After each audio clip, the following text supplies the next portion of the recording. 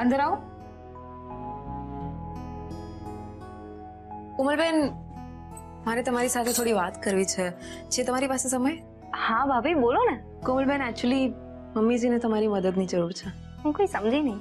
કોમલબેન, મમ્મીજી બહારથી બધાને બતાવી રહ્યા છે કે ઓલ રાઈટ છે, પણ જ્યારથી તમે ઘરેથી ચાલ્યા ગયા હતા અને એ વખતે અમે લોકો હાજર નહોતા, એ બધી વાતે મમ્મીજી કનેક્ટ કરી રહ્યા છે અને પોતાની જાતને દોષી માની રહ્યા છે. એમને લાગે છે કે આ બધી વાત માટે એ પોતે જવાબદાર છે. પણ ભાભી આ ખોટું છે. જે કાંઈ પણ થયું એના માટે હું જવાબદાર છું. એ વિચાર્યા વગર મીર ઉપર ભરોસો મૂક્યો એટલે આ બધું થયું છે. એ આપણે સમજીએ છીએ, પણ મમ્મીજીને કોણ સમજાવશે? મમ્માને હું સમજાવીશ.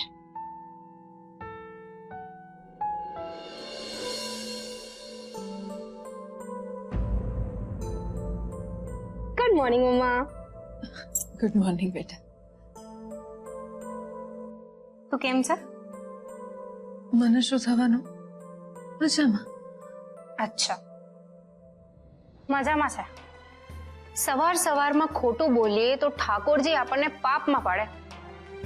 આવું તે જ અમને શીખવ્યું છે. આમ શું જુએ છે?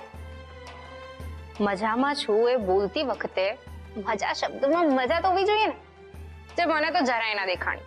કહું તો શું બેટા, મને શું થવાનું? મજામાં શું? મજામાં છે. પછી જે કાંઈ પણ બન્યું એના માટે તું તારી જાતને શું કામ જવાબદાર માને છે? શું કામ તું તારી જાતને કોસે છે?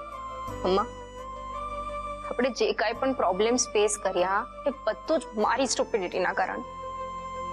એટલે પ્લીઝ તું ગિલ્ટી ફીલ ન કર. અચાનક કોમલ આ બધું શું બોલી રહી છે અને શું કામ બોલી રહી છે? અચ્છા, એટલે આ બધું કહેવા માટે તને આ સોનુએ કહ્યું હતું ને? જો સોનુ તું મમ્મા પ્લીઝ, તો એમને શું કામ ખીચાઈ છે? ઇનફેક્ટ સારું થયું કે ભાભીએ મને કહ્યું, નહીતર મને તો ખબર જ ના પડે. એ બહારથી ઓલરાઈટ દેખાતી મારી મમ્મા અંદરથી બિલકુલ ઓલરાઈટ નથી. મમ્મા, જ્યારે હું અને ભાઈ નાના હતા અને રમતા રમતા પડી જતા અને અમને વાગી જતું ને, ત્યારે તું તારું બધું કામ પડતું મૂકીને અમને ડ્રેસિંગ કરી આપતી, શીરો ખવડાવતી, અમારું ધ્યાન રાખતી.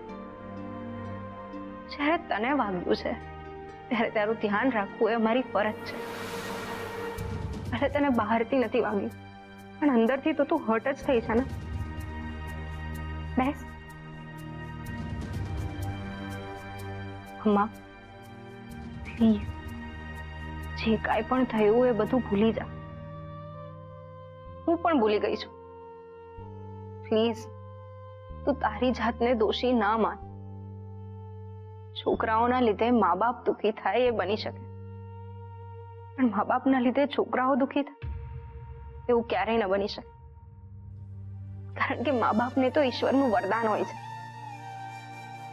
એમના દ્વારા એમના સંતાનો માત્ર ને માત્ર સુખી જ થશે. સાચું કહું છું મમ્મા, દિશા હું ભૂલી હતી, તું નહીં.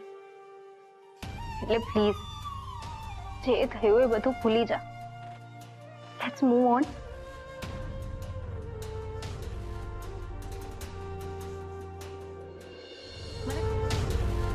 હવે તું પૂછે એ પહેલા હું જ તને કહી દઉં છું કે મૂવ ઓન નો મતલબ છે આગળ વધવું.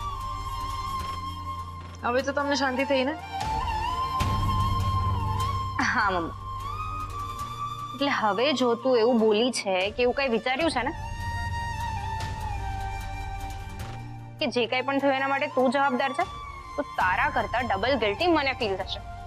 એટલે please just forget everything, move on, just chill. Okay? હા હા, હવે ખબર છે. આવી મોટી બહુ મને શિખામણ દેવા વાળી.